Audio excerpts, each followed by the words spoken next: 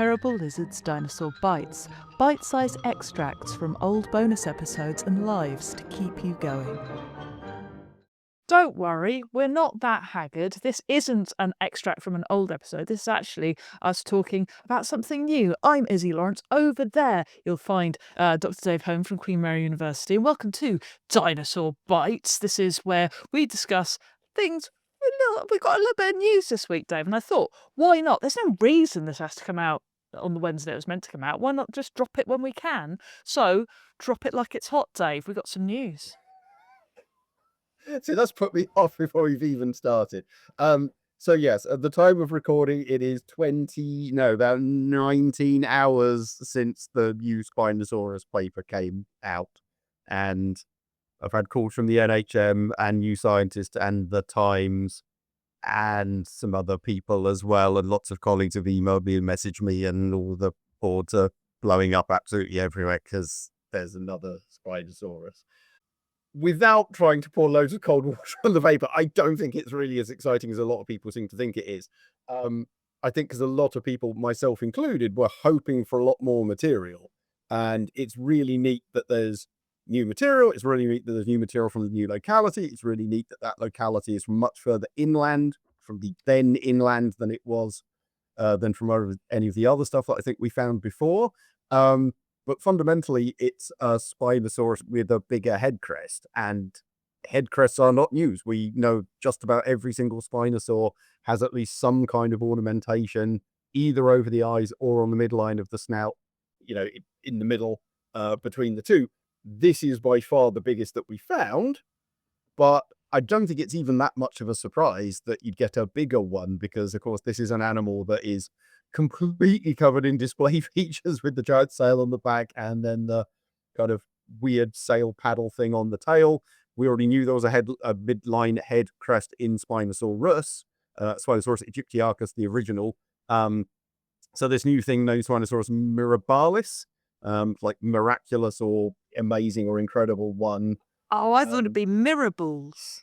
I don't think it's quite as 70s as you think it is. Yeah, I don't think this is a massive surprise. It doesn't mean it's not very, very cool to have one this big, but of course, these kinds of display features are exactly the kinds of things which tend to be very variable, both within and between species. I've already seen people commenting online going, oh, maybe it's sexual dimorphism, bloody, bloody, bloody. It's like, well, maybe it is, but you would just straight up expect this to be highly variable. The example I always give is deer. Every single species looks different, but also if you line all the males up from a given rutting season, they all look a bit different to each other, far more different in their antler shape or even in horn shape for more static things like antelope and gazelle than you would get across the rest of the body. So this really isn't too much of a surprise, I don't think.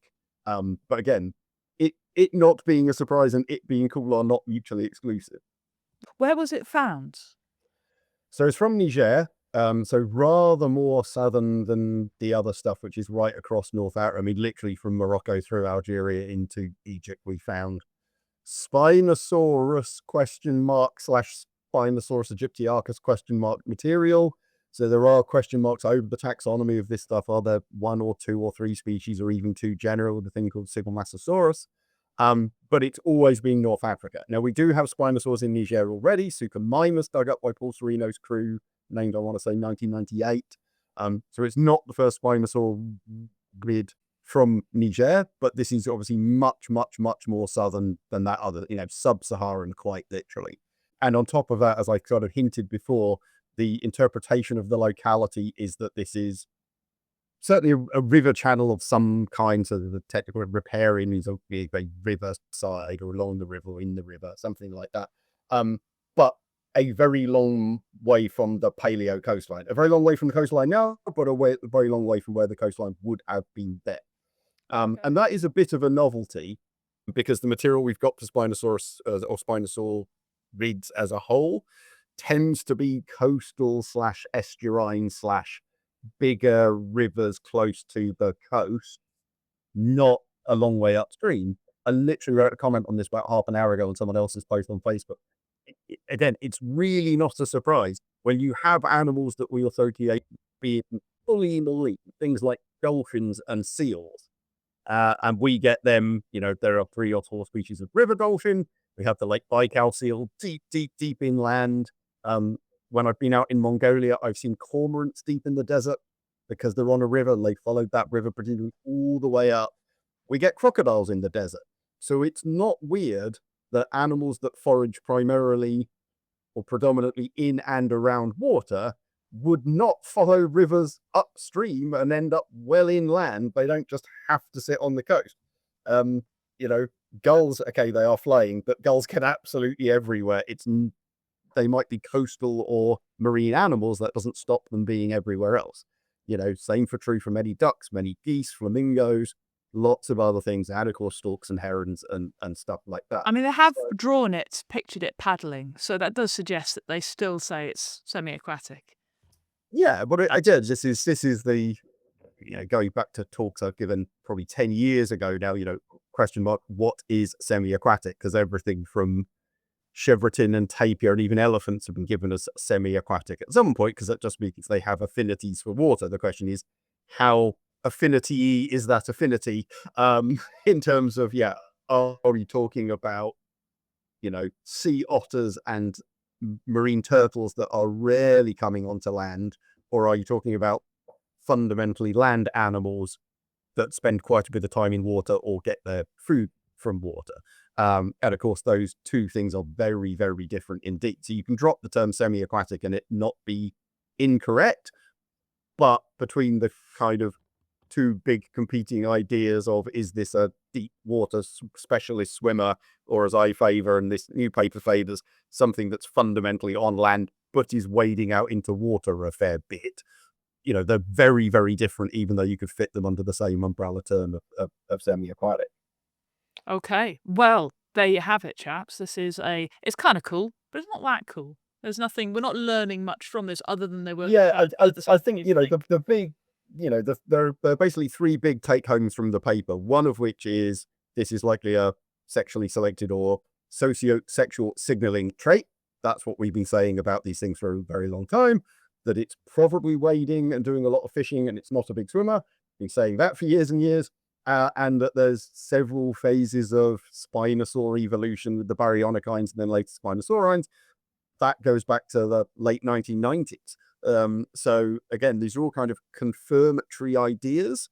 But in terms of from what I've read of it so far, I basically read it yesterday when I was sent it before all the press hit. This is confirming lots of things that lots of people, myself included, have been saying for years. I don't think this is like a bolt from the blue in the way that, for example, the 2014 Spinosaurus skeleton was, or particularly 2020 when the tail came along. Excellent. So basically, your Spinosaur Tales book isn't out of date. That's what you're saying. Not at all. I mean, someone's actually already asked me this, and of course, this new animal was put out into the world to an extent because it was covered at an SVP, Society of Vertebrate Paleontology talk, a couple of years ago. So that abstract is public knowledge. So Mark and I in the book referenced this and said, we know there is a new, allegedly new species, of course now it has a name, but with a much bigger head crest is coming, because that was publicly available. So we didn't think that we were giving away any secrets. But again, like the other things about this, lots of sexual selection and display, lots of wading and not swimming, multiple rounds of Spinosaur evolution, in particular the split between the baryonychines and the Spinosaurines. Not even the book is out of date. These are ideas which have been around from anything from 5 years plus. So cool. In that context, yes, the book is fully up to date, and it even mentions this specimen. So we think we're safe for a fair bit. We're good. Yeah. All right then. So very briefly then, this isn't the only bit of dinosaur stuff that's in the news at the moment. We do have another little story here about these. Yeah, so this was announced at SVP in November that I was at, and then the paper came out a month or 6 weeks ago. We haven't covered it yet because we just kind of haven't got round to it. We get lots of questions, when are you going to do a whole episode about this? It's like, well, the paper's about 8 pages long. We can't talk about it for an hour. So the short version is, there's this odd offshoot of the iguanodontians called the rhabdodontids, and they're quite common in various bits of Europe.